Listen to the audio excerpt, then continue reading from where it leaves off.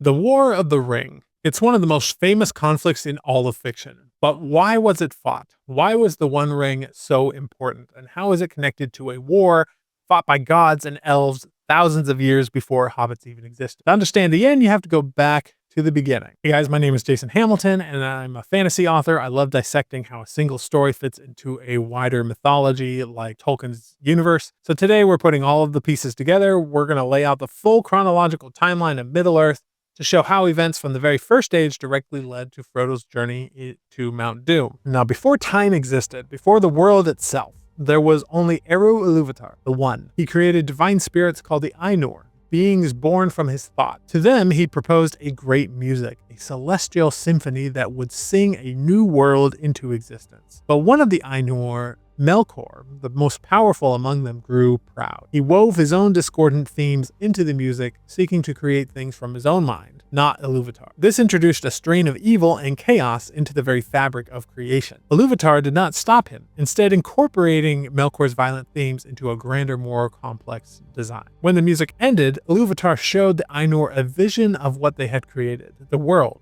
called Arda.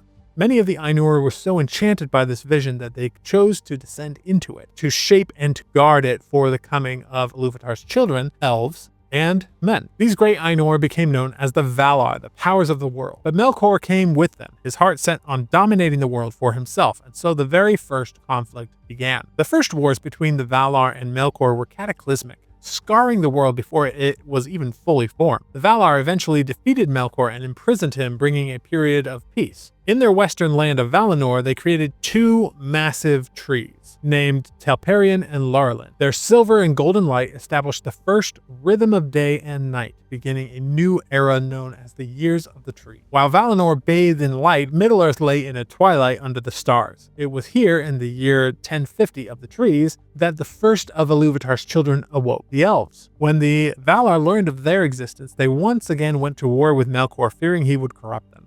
They captured him and imprisoned him for 3 ages. They then invited the elves to live with them in Valinor. This led to the first great sundering, as some elves made the journey west, while others remained in Middle-earth, becoming the Sindar and other groups. For centuries, there was peace. Great elven cities were built in Valinor. The master craftsman Fëanor, a prince of the Noldor elves, created his greatest works, the Silmarils, 3 perfect jewels containing the pure light of the 2 trees. But Melkor's prison sentence eventually ended. Feigning repentance, he was released and immediately began planting seeds of jealousy and distrust among the elves, especially coveting the Silmarils. In the year 1495, Melkor allied with a primeval fighter spirit named Ungoliant. Together they destroyed the 2 trees, plunging Valinor into darkness.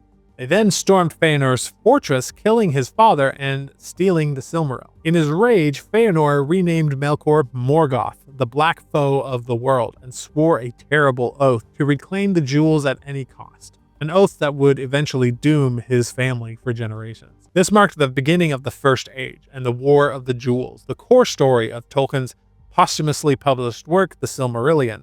Fëanor led a rebellion of his people, the Noldor, out of Valinor to pursue Morgoth to Middle-earth, an act that led to the first kinslaying, where elves killed other elves. These events and the great tales that followed formed the heart of the First Age. The awakening of men, the establishment of hidden elven kingdoms like Gondolin and Nargothrond, and the long, brutal siege of Angband, Morgoth's fortress. This age is defined by its great tragedies and heroes. Stories expanded upon in books like Beren and Luthien, about a mortal man and an elven princess who steal a Silmaril from Morgoth's crown. Also, there's The Children of Húrin, a dark tale of a cursed family, and The Fall of Gondolin, chronicling the destruction of the last great elven city. For over 500 years, the wars raged, and the age finally ended with the War of Wrath, where the Valar themselves intervened to overthrow Morgoth for good. His defeat was total, but the cost was immense.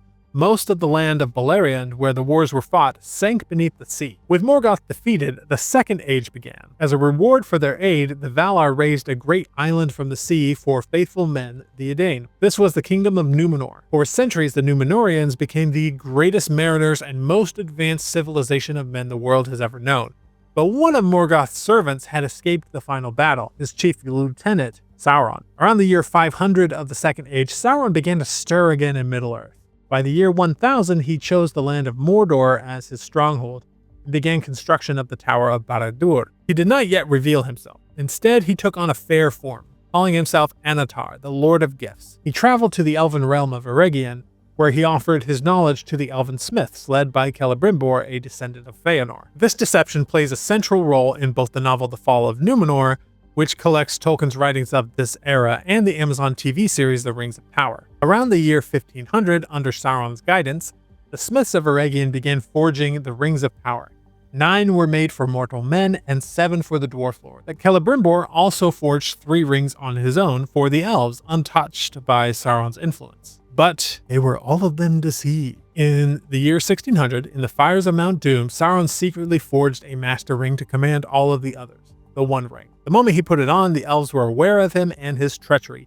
They hid their 3 rings, and Sauron, enraged, launched a devastating war. Eregion was destroyed and Celebrimbor was killed. Sauron captured the 9 and the 7 and gave them to powerful mortal kings and dwarf lords, knowing that rings would corrupt them. The 9 kings of men became his most terrible servants, the Nazgûl or Ringwraiths, who first appeared around the year 2251. By the way, I try not to interrupt these stories with ads or sponsors since the channel is completely self-funded, but I do have one thing I think you might enjoy, which is my own writing. In my Fantasy All Access library, you can get every book I've ever written and all the new ones we release every month. They all take place in a huge shared universe where all of the world's mythologies coexist. If that sounds interesting and you want to support the channel, please check out the link below. The power of Numenor grew so great that their king, Ar-Pharazôn, eventually sailed to Middle-earth and took Sauron himself as a prisoner back to the island in the year 3262. This was Sauron's plan. Over the next few decades, he poisoned the king's mind, turning him against the Valar and convincing him that he could achieve immortality by invading their undying lands. And in 3319, Ar-Pharazôn launched his great armada against Valinor. In response, Ilúvatar himself intervened, which is a very rare thing. He broke the world, sinking Numenor beneath the waves and removing the undying lands from the circles of the world forever. Only a few faithful Numenorians, led by Elendil and his sons Isildur and Anarion, escaped the destruction. They fled to Middle-earth and founded the kingdoms of Arnor in the north and Gondor in the south. Sauron's physical body was destroyed in the downfall, but his spirit, bound to the One Ring, endured. He returned to Mordor and in 3429 launched an attack on Gondor. In response, the elves and the surviving men formed the Last Alliance. The war raged for years, culminating in the 7-year siege of Barad-dûr. At the final battle, both Elendil and the elven High King Gil-galad were slain, but Isildur, Elendil's son, took up the hilt shards of his father's sword, Narsil, and cut the One Ring from Sauron's hand. Sauron was defeated, and the Second Age had come to an end. Isildur, however, did not destroy the ring. Claiming it as a prize for his father's death, he kept it, but the ring had a will of its own. Just 2 years into the Third Age, Isildur's party was ambushed by orcs at the Gladden Field. The ring slipped from his finger into a river and Isildur was killed. The ring was lost for nearly 2,500 years. The Third Age was a time of slow decay. Isildur's kingdom of Arnor eventually fractured and was destroyed by the Witch King of Angmar, the chief of the Nazgûl. Gondor in the south endured, but it too waned in power, facing civil war, plague, and constant attacks from Easterlings and the Corsairs of the Umbar. Around the year 2758, King Helm Hammerhand of Rohan faced a devastating invasion by the Dunlendlings, a story which is told in the animated film The War of the Rohirrim. The ring, however, wasn't lost forever. Around the year 2463, it was found by a river dweller named Deagle, who was immediately murdered for it by his friend Smeagol. Corrupted by its power, Smeagol retreated into the darkness beneath the Misty Mountains, where he became the creature Gollum. Then, in 2941, an unassuming hobbit named Bilbo Baggins,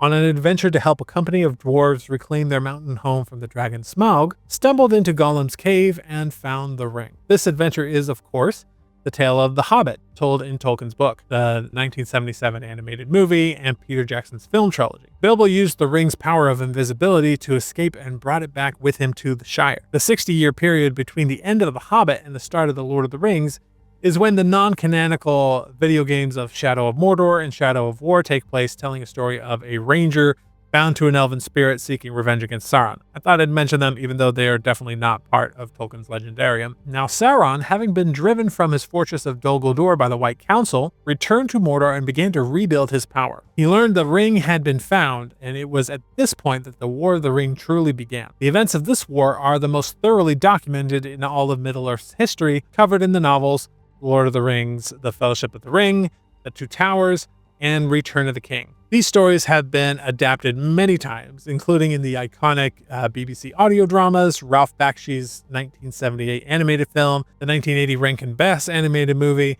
and of course, Peter Jackson's legendary film trilogy. Many video games also adapt this period. We have ones of The Two Towers and The Return of the King, games based on the films, as well as the strategy games like Battle for Middle-earth. This is also going to be roughly the period where the hunt for Gollum will take place, which should potentially explore the search that Gandalf and Aragorn had for Gollum during the years leading up to Frodo's quest. But we don't actually know exactly what that movie will look like. In 3018, Gandalf confirmed that Bilbo's ring was the One Ring and set Frodo on a quest to take it to Rivendell.